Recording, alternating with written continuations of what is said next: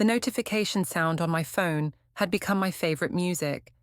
Each ping meant another like, another comment, another person telling me how amazing I looked in that video. I scrolled through the responses to last night's club footage, watching the heart emojis pile up like validation confetti. "Look at you go, girl," Nate had commented within minutes of me posting. "Living your best life." I was living my best life. For the first time in years, I felt alive again. The woman in that video, dancing with Rafa under the pulsing lights, her hair catching the strobes, her body moving like she remembered what it meant to be desired. That was the real me. Not the tired wife who came home to Caleb's silent dinners and spreadsheets. "Morning," Caleb said from the kitchen, not looking up from his coffee and newspaper. Always the newspaper. Who even read physical newspapers anymore? Everything about my husband screamed 1995. "Morning," I replied, still scrolling. Another comment. "Who's the hottie you're dancing with?" With a fire emoji. I smiled. "Good night last night?" Caleb asked, his voice flat as always. "Yeah, really good. Lydia and I had fun." The lie came easily. Lydia had been there for the first hour, but she'd left early, muttering something about having to grade papers. She didn't understand that we weren't teenagers anymore. We didn't have to ask permission to have fun. Caleb nodded and made a small note on the calendar next to his coffee cup. He was always writing things down, like our life was some kind of accounting ledger that needed balancing. "Ottilie," he said, and something in his tone made me look up from my phone. "That video you posted. What about it?" "People at work are talking." I felt a flash of irritation. "What people? And talking about what?" "Just maybe think about what you're putting out there." The audacity. I set my phone down harder than necessary. "Are you seriously trying to control what I post on my own social media?" "I'm not controlling anything. I'm just saying..." "You're just saying what, Caleb? That I shouldn't have fun? That I should sit at home every night like you, reading the newspaper and going to bed at 9:30? He was quiet for a long moment, stirring his coffee with that methodical precision that drove me crazy. Everything with Caleb was measured, calculated, boring. "I'm saying maybe consider how things look," he finally said. "How things look to who? Your boring co-workers? Your mother?" I grabbed my phone and stood up. "I'm 32 years old, Caleb. I'm not dead yet, even if you are." I saw something flicker across his face. Hurt, maybe, or anger, but it was gone so quickly I might have imagined it. He just nodded and made another note on his calendar. "Fine," he said. "You're right. Do whatever makes you happy." The way he said it should have felt like victory, but something about his tone unsettled me. It was too calm, too accepting. The old Caleb would have argued back, would have at least tried to explain his position. This Caleb just documented and moved on. I left for work feeling off balance, but by lunch, Nate had sent me 3 more videos from last night that other people had posted. In one of them, you could see Rafa's hand on my waist as we danced, and the way he looked at me made my stomach flip. "You look incredible," he'd texted me that morning. "When can I see you again?" When indeed, I was already planning my next night out. That evening, I found Caleb in his home office, surrounded by papers and folders. He had everything organized in neat stacks, labeled with his careful handwriting. "What's all this?" I asked, leaning against the doorframe. "Just organizing some things," he said without looking up. "Financial records, insurance papers, that kind of stuff." "Since when do you organize insurance papers at night?" He finally looked at me, and for a second I saw something calculating in his expression. "Since I realized how important it is to keep good records of everything." "Everything like what?" "Like I said, financial stuff, household expenses, important dates." He gestured to a calendar on his desk that was covered in small, precise handwriting. "You know how I like to keep track of things."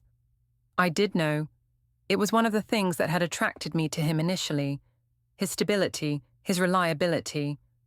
But somewhere along the way, Those qualities had started feeling like chains.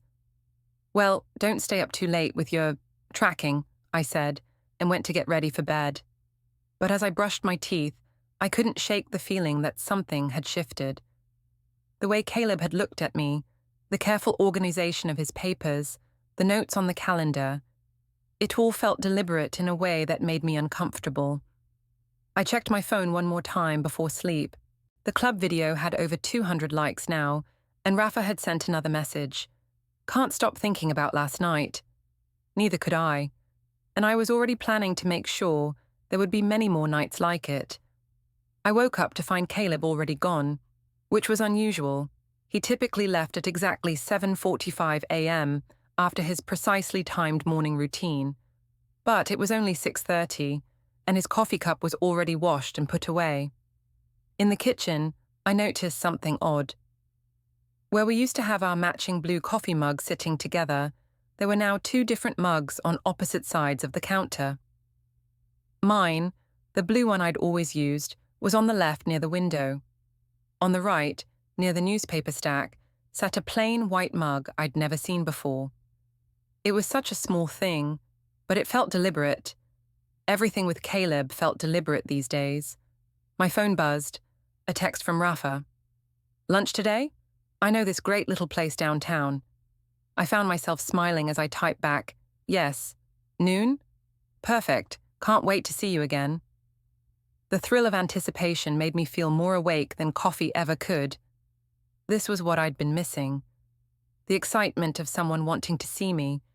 Someone who made plans because they genuinely wanted my company. At work, I spent the morning distracted, thinking about lunch and checking my reflection in my computer screen. I'd chosen my outfit carefully. A dress that was professional enough for the office, but showed just enough to remind Rafa why he'd been drawn to me in the first place. "Hot date?" asked Jennifer from the next cubicle, noticing me reapplying lipstick for the third time. "Just lunch with a friend," I said, but I couldn't hide my smile. "Must be some friend. You're practically glowing." She was right. I felt like I was glowing. For the first time in months, I felt beautiful, desired, alive. Lunch with Rafa was everything I'd hoped. He was charming and attentive, asking about my work, my dreams, my thoughts on everything from music to travel. When was the last time Caleb had asked me about my dreams? "You seem different from the other night," Rafa said, reaching across the table to touch my hand. "More relaxed." "I feel more like myself," I admitted. "At home, I feel like I'm playing a role. The dutiful wife, the responsible mother. But here, with you, I feel like me." "The real you is incredible," he said, his thumb tracing circles on my palm. "Your husband's lucky." I pulled my hand away, suddenly feeling guilty. "Let's not talk about him." "Fair enough. Let's talk about when I can see you again." We made plans for Friday night. Another club, another chance to feel alive. When I got home that evening, I found more changes. Caleb had moved his pillow and blanket to the guest room. When I asked him about it, he was matter-of-fact. "I thought you might sleep better with more space," he said, not looking up from his laptop. "I never said I wanted more space." "You didn't have to say it." There was something unsettling about his calm acceptance of everything. The old Caleb would have fought for us, would have demanded to know what was happening to our marriage. This new version just adapted and documented. "Caleb, are we okay?" I asked, sitting on the edge of the bed. He finally looked at me, and for a moment I saw a flash of the man I'd married. "Are we, Ottilie? Are we okay?" The question hung in the air between us. I wanted to say yes, wanted to pretend everything was fine, but the words wouldn't come. "I don't know," I whispered. He nodded like he'd expected that answer. "Well, when you figure it out, let me know." That night, I lay alone in our king-size bed, staring at the ceiling. Part of me wanted to go to the guest room, to curl up next to Caleb and pretend we could go back to the way things were. But a bigger part of me was already thinking about Friday night, about Rafa's hands on my waist, about feeling wanted again. My phone buzzed, a text from Rafa. Still thinking about lunch. You're amazing.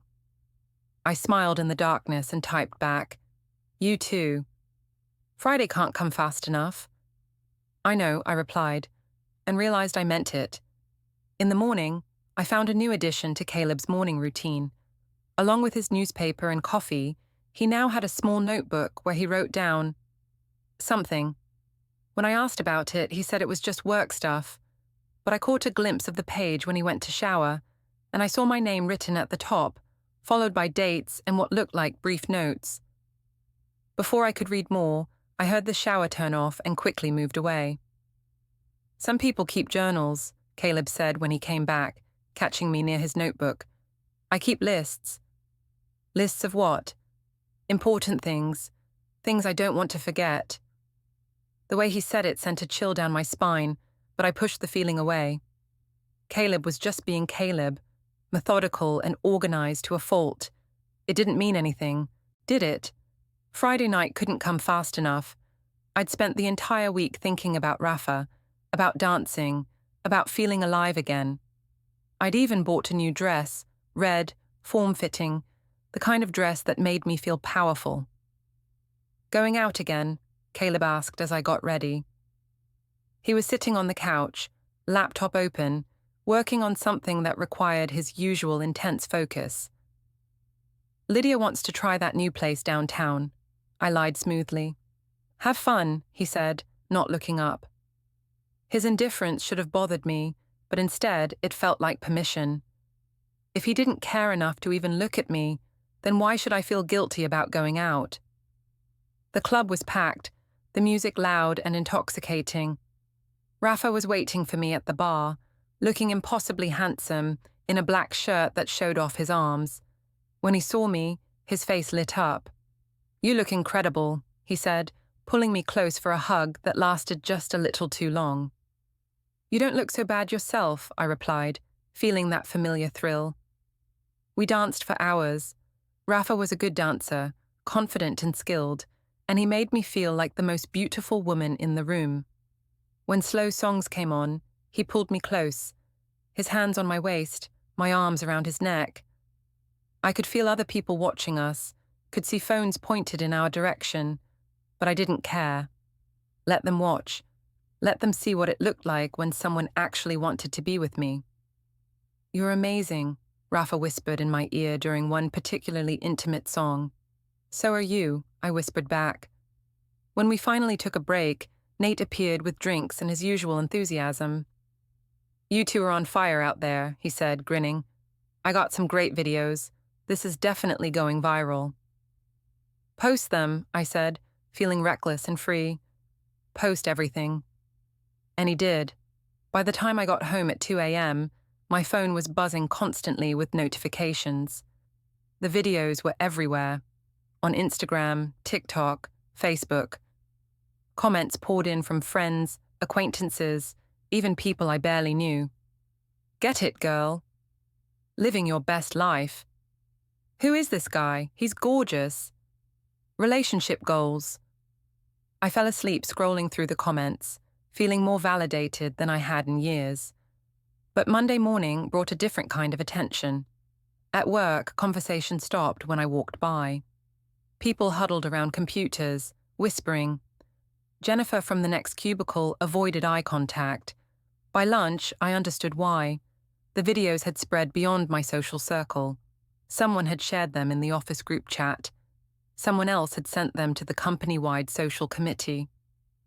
By the time HR called me in for a brief conversation, half the company had seen me dirty dancing with a man who was very obviously not my husband. Ottilie, said Mrs. Patterson from HR, her voice carefully neutral. We need to discuss some concerns about your social media presence. What concerns? Some of your recent posts have been noticed by your colleagues. While we don't typically monitor employees' personal social media, when content becomes disruptive to the workplace environment. Disruptive how? Mrs. Patterson pulled up the videos on her computer. Seeing myself dancing with Rafa in the sterile environment of the HR office made everything look different, more intimate, more inappropriate. Several employees have expressed discomfort, she continued, and frankly, this kind of content reflects poorly on the company's professional image. I felt my face burning. What I do in my personal time is none of this company's business. Normally, you'd be right, but when your personal time becomes public entertainment, and when that entertainment involves behavior that contradicts our company values, what are you saying? I'm saying you need to be more mindful of what you share publicly. Consider this a friendly warning. I left the HR office feeling humiliated and angry. How dare they judge me for having fun? How dare my coworkers gossip about my personal life? But the worst part came when I got home. Caleb was in the kitchen, making dinner with his usual precision. He looked up when I walked in, and I saw something in his expression I couldn't quite identify. "Rough day?" he asked. "You could say that." He nodded and went back to chopping vegetables. I heard. "You heard what?" "About work, about the videos." My blood ran cold. "How did you hear about that?" "Tom from accounting mentioned it, said there was quite a buzz around the office today." Tom. Caleb's work friend who loved office gossip. Of course. "And?" I asked, crossing my arms. "And nothing. It's your life, Ottilie. Your choices." Again, that calm acceptance that felt more unsettling than anger would have. "Don't you have anything to say about it?" Caleb set down his knife and looked at me directly. "You should look at yourself from outside sometime. Really look. See what everyone else sees." "What's that supposed to mean?" "It means maybe you should consider why people are talking." People are talking because they're jealous, because they're stuck in boring marriages and boring lives, and they can't stand to see someone else having fun. Caleb picked up his knife and resumed chopping. "If that's what you think, then there's nothing more to discuss." That night, I couldn't sleep. I kept thinking about the HR meeting, about the whispered conversations at work, about Caleb's strange calm in the face of everything falling apart. My phone buzzed. A text from Rafa. "Saw the videos online. We look amazing together. When can I see you again?" I stared at the message for a long time before responding. "Soon." But for the first time since this all started, I wasn't sure if that was what I really wanted. The next few weeks passed in a blur of awkward office interactions and increasingly tense nights at home. The HR warning had been just the beginning. My supervisor started scrutinizing my work more closely. Colleagues who used to chat with me at the coffee machine suddenly found reasons to be elsewhere when I approached. Even Jennifer, who'd always been friendly, kept our conversations strictly professional.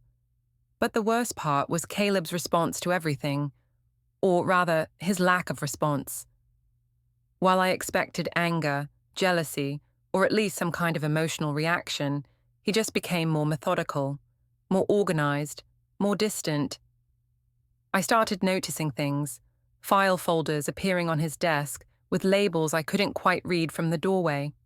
His notebook, the one where he kept his lists, growing thicker. Phone calls that he took in the other room, speaking in low, professional tones. "Who was that?"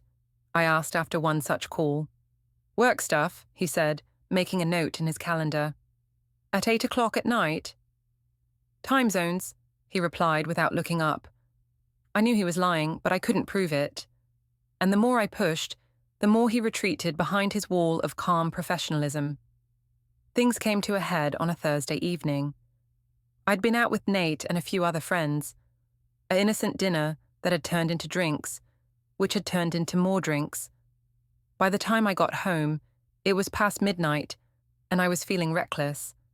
Caleb was in his office, as usual, surrounded by his papers and folders. But this time, I could see what he was working on. Printed screenshots of social media posts. My social media posts. "What the hell is that?" I demanded, pushing into the room. He looked up calmly. "Documentation." "Documentation of what?" "Of behavior patterns, of public statements, of evidence." "Evidence of what, Caleb? Evidence that I have friends. Evidence that I go out sometimes." He gestured to the papers spread across his desk. "Evidence of a marriage that's over." The words hit me like a slap. What are you talking about? Look at these, Ottilie. Really look. He picked up a screenshot of me and Rafa dancing, our bodies pressed close together. This was posted at 11:47 p.m. on a Friday night. You told me you were having dinner with Lydia. I was with Lydia, initially. And this one. Another photo, this one of me laughing with Rafa at the bar, his hand on my lower back. Posted 3 days later with the caption, "Best night ever with the most amazing man." I felt my face burning. Those posts don't mean anything, don't they? He pulled out his notebook and flipped to a page covered with dates and brief descriptions. March 15th, out until 2 a.m., claimed to be with Lydia, posted video dancing with unknown male. March 22nd, out until 1:30 a.m., claimed work event, posted photos with same male, intimate positioning. March 29th. Stop, I said, but he continued reading. April 5th, lunch meeting lasted 3 hours, posted photo of expensive restaurant with caption, "Someone knows how to treat a lady." April 12th. Stop it. I grabbed for the notebook, but he held it away from me. You turned our marriage into a public performance, he said, his voice still maddeningly calm. I'm just keeping the record. You're spying on me. I'm watching my wife's public social media posts, the same posts that your co-workers see, that our neighbors see, that our daughter's friends' parents see. The mention of Zoe made me pause. I'd been so focused on my own feelings, my own needs, that I hadn't considered how this might affect her. Zoe doesn't understand any of this, I said weakly. Doesn't she? She asked me last week why Mommy is always taking pictures with the nice man instead of Daddy. The words were like a punch to the gut. She said that. She did. I told her that sometimes adults have different kinds of friends, but she's not stupid, Ottilie. She sees what everyone else sees. I sank into the chair across from his desk, suddenly feeling exhausted. What do you want from me, Caleb? I want honesty. I want you to stop pretending this is innocent friendship when everyone can see it's not. And if I can't give you that, he closed his notebook and looked at me directly, then I'll do what I need to do to protect myself and our daughter. What's that supposed to mean? It means I'm preparing for every possibility. That night, I lay awake thinking about everything he'd said, about the photos, the timeline he'd constructed, the careful documentation of my behavior. Part of me was angry. How dare he spy on me, judge me, treat our marriage like a legal case? But another part of me, a part I didn't want to acknowledge, knew he was right. I had been lying. I had been posting intimate photos with another man. I had been living a double life and expecting Caleb to just accept it. The next morning, I found him in the kitchen with his coffee and newspaper, as usual. But next to his place setting was a manila folder labeled Household Records. What's that? I asked. Just organizing some things. Financial accounts, insurance policies, property deeds. You know, important documents. Why? He looked at me over his coffee cup. Because it's important to know where you stand. Where we stand, you mean? Do I? The question hung in the air between us. I wanted to say yes, wanted to insist that we were still a team, still a family. But looking at the careful organization of his papers, the methodical way he'd documented my behavior, the calm certainty in his voice, I realized that Caleb had already made his decision. He was just waiting for me to catch up. The atmosphere in our house became unbearable. Caleb moved through his daily routines with mechanical precision, while I felt like I was walking on eggshells, waiting for something to break. The worst part was that I couldn't figure out what he was planning. His calm acceptance of everything made me more nervous than anger would have. I tried to reach out to Lydia, hoping for some sisterly support, but even she seemed distant. Ottilie, I love you, but I have to ask, what are you doing? She said when I called her, crying after another awkward encounter with Caleb. What do you mean? I mean the photos, the posts, the way you're acting. Mum called me yesterday asking if you and Caleb are getting divorced. Mum called you? She's worried. We all are. You're posting pictures with another man, staying out all night, and acting like it's perfectly normal. I'm not doing anything wrong. Aren't you? Ottilie, I've seen the photos, I've read the captions. If I didn't know better, I'd think you were single. Maybe I should be, I said, the words tumbling out before I could stop them. There was a long silence. Is that what you want? I don't know what I want. I just know I'm not happy. And you think this is the way to fix that? By humiliating Caleb publicly and confusing Zoe? I'm not trying to humiliate anyone. But you are. Whether you mean to or not, you are. After I hung up, I sat in my car in the office parking lot, crying and feeling more alone than I had in years. Even my own sister was taking Caleb's side. That weekend, things got worse. Zoe, who had been unusually quiet lately, finally spoke up during dinner. "Mummy, why don't you and Daddy sit together anymore?" I looked across the table at Caleb, who was calmly cutting his food. "What do you mean, sweetheart? You used to sit next to each other. Now you sit far apart, and you don't talk to each other." "We're talking right now," I said weakly. "No, you're not. You're talking to me, but you don't talk to Daddy like you used to." Caleb set down his fork. "Sometimes adults need space to think about things, Zoe. It doesn't mean anything bad." "Are you getting divorced like Tommy's parents?" The question hit me like a physical blow. "No, sweetheart, we're just working through some things." But Zoe wasn't convinced. She spent the rest of dinner picking at her food, glancing between Caleb and me with worried eyes. When he hung up, I knocked and entered, without waiting for permission. "Who is that?" "My attorney." The words hit me like ice water. "Your attorney?" "I told you I was preparing for every possibility." "Caleb, you can't be serious." He turned to face me, and for the first time in weeks, I saw real emotion in his eyes. Not anger, but something deeper. Sadness, maybe. Disappointment. "What did you think would happen, Ottilie?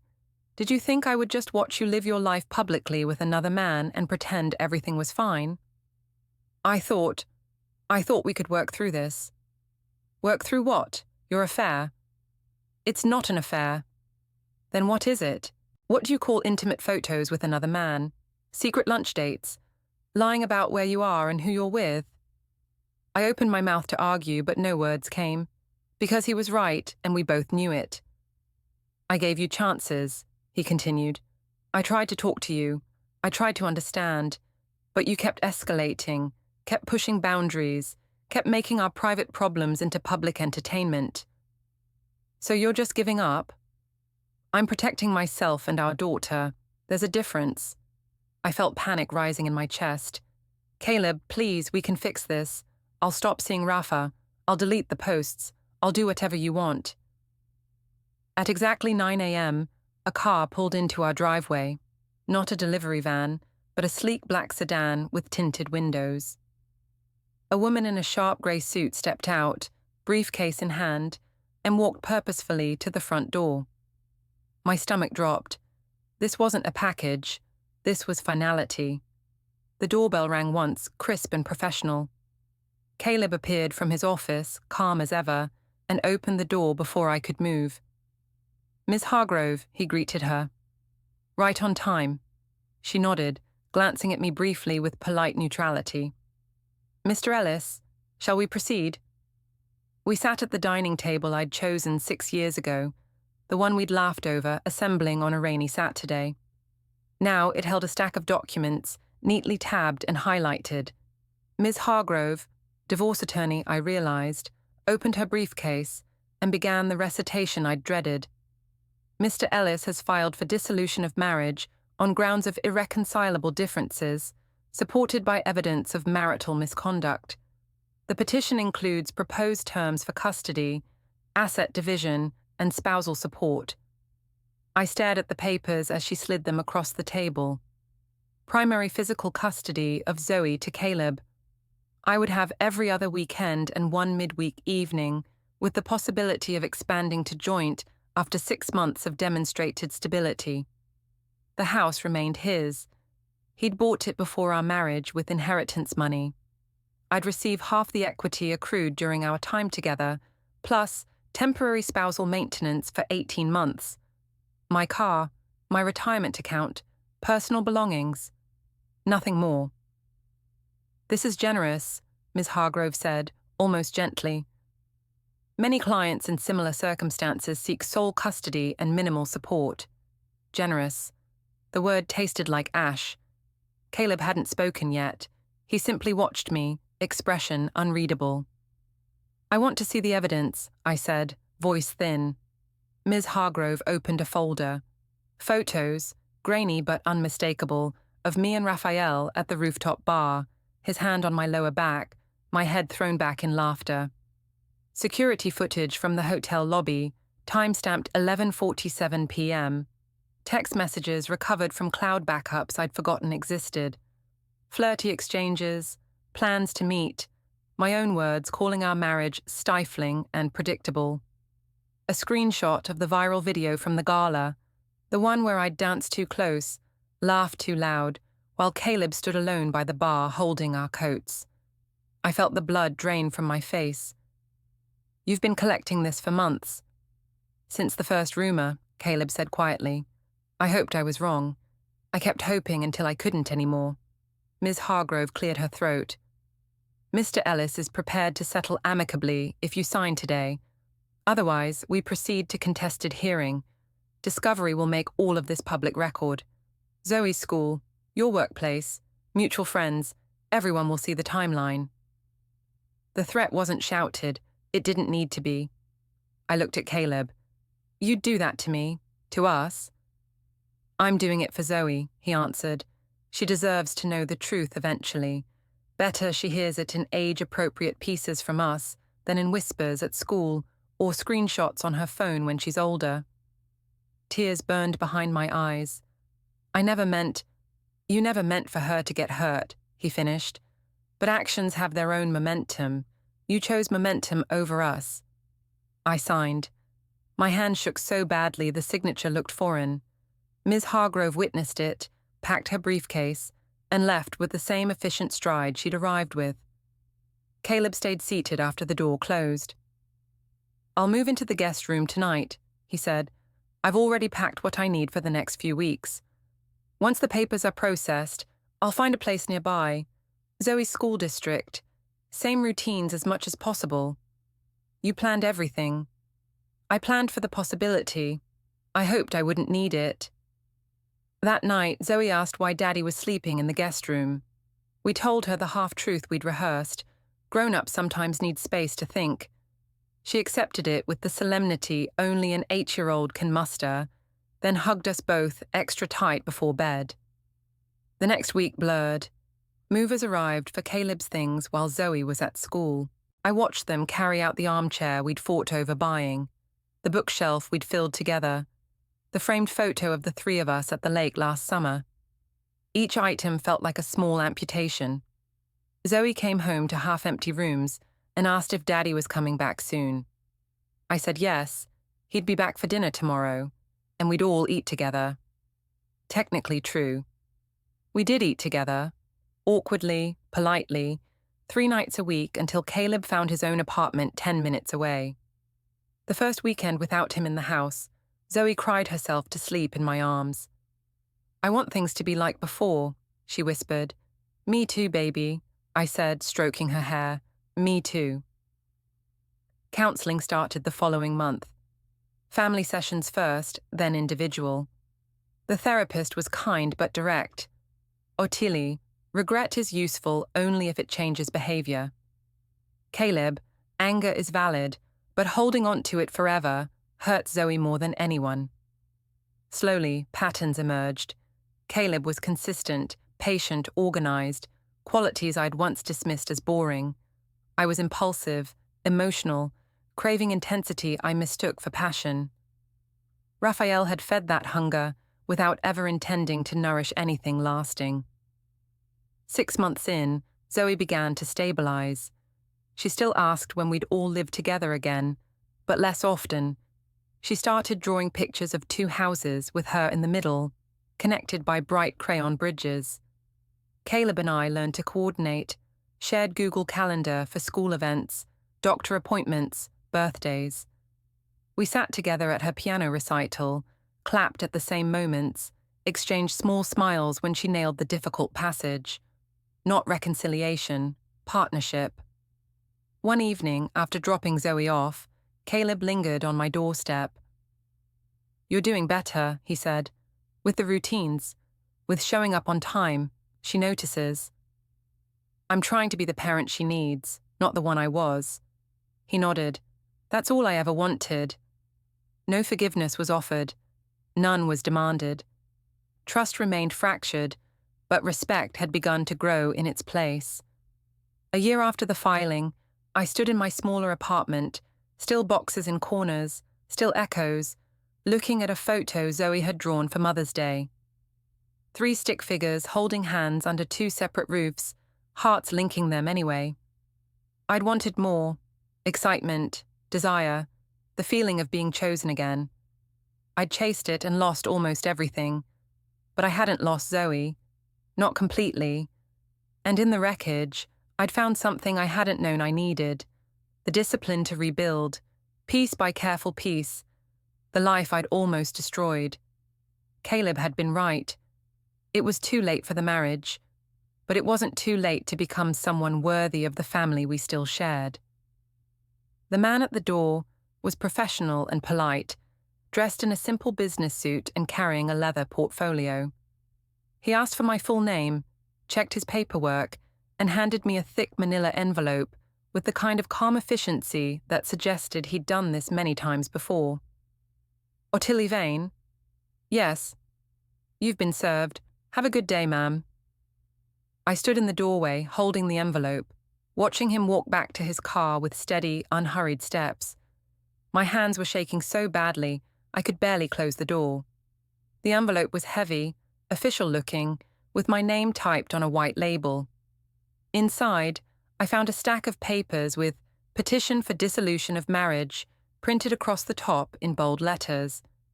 Petitioner: Caleb James Vane. Respondent: Ottilie Marie Vane. The words swam before my eyes. Below the heading, I saw phrases that made my stomach drop: irreconcilable differences, division of marital property, custody arrangements for minor child. But it was the attached documentation that really made me understand the scope of what Caleb had been preparing. Page after page of printed screenshots from my social media accounts, photos of me with Rafa, time-stamped and dated, text message conversations that I didn't remember him having access to, a detailed timeline of my activities over the past 3 months, cross-referenced with my stated whereabouts. There were bank statements showing charges at restaurants and bars during times when I'd claimed to be elsewhere. Credit card receipts for the new clothes I'd bought for my nights out. Even GPS data from my phone, somehow, showing my actual locations versus where I'd told him I would be. At the bottom of the stack was a handwritten note in Caleb's precise script. "I gave you every opportunity to be honest. You chose performance over partnership. This is the natural conclusion." I sank onto the couch, the papers scattered around me, and finally understood the magnitude of what I'd done. It wasn't just the lying, though that was bad enough. It was the public nature of it all. The way I'd humiliated him in front of our friends, our families, our community. The way I'd made our marriage problems into entertainment for social media. My phone rang. "Lydia." "Ottilie, I just got a call from Mom. She said Caleb called her this morning." "He filed for divorce," I said, my voice barely above a whisper. "Oh, honey." "Lydia, what am I going to do?" There was a long pause. "I don't know, but maybe this is for the best." "How can you say that?" "Because you've been miserable for months. Because you've been lying to everyone, including yourself. Because Caleb deserves better than what you've been giving him." The words stung because they were true. "Whose side are you on?" "I'm on the side of honesty. And honestly, Caleb did this the right way. He documented everything. He tried to work with you. And when that didn't work, he protected himself legally. He did it properly." I hung up and called Rafa, desperate for some kind of support. "Hey, beautiful," he answered, his voice warm and familiar. "Rafa, I need to see you. Something's happened." "What's wrong?" "Caleb filed for divorce." There was a pause. "Oh, wow. That's big. Can you meet me? I really need someone right now." Another pause, longer this time. "Ottilie, maybe we should take a step back. If there are legal proceedings now." "What are you saying?" "I'm saying I don't want to get involved in a messy divorce. That's not what I signed up for." The line went quiet. Then, "I'm sorry, I really am. But this is too complicated for me." He hung up, leaving me alone with the divorce papers and the crushing realization that the man I'd risked everything for wasn't willing to stand by me when things got difficult. I drove to the courthouse that afternoon, hoping to find Caleb, hoping to somehow talk him out of this. I found him coming down the front steps, looking calm and resolved. "Caleb, wait!" He stopped and turned, but didn't come toward me. "Ottilie, please, can we talk? Can we work this out? We're past that now." "No, we're not. I know I made mistakes, but we can fix this. We can go to counseling. We can—" "You made your choice," he said simply. "You made it publicly, repeatedly, over the course of months. This is just me acknowledging what you already decided. That's not fair. Isn't it? You wanted to be free to live your life without considering how it affected me or Zoe. Now you are." I felt tears streaming down my face. I never wanted this. "You did it first," he said, his voice gentle but final. "I'm just signing what's already been lived." He walked to his car, got in and drove away, leaving me standing on the courthouse steps with the stamped petition in my hands and the full weight of my choices finally, completely clear. The man I'd mocked for being too quiet, too methodical, too boring, had been quietly, methodically, thoroughly documenting the end of our marriage. While I'd been performing my freedom for social media, he'd been preparing for the legal reality of what that freedom actually meant. I looked down at the papers in my hands, official, stamped, final, and realized that Caleb's little bells had been heard after all. They'd been heard in a courtroom, by a judge, in the most official way possible. And now everyone would know the truth. I hadn't been the victim of a controlling husband. I'd been the architect of my own consequences.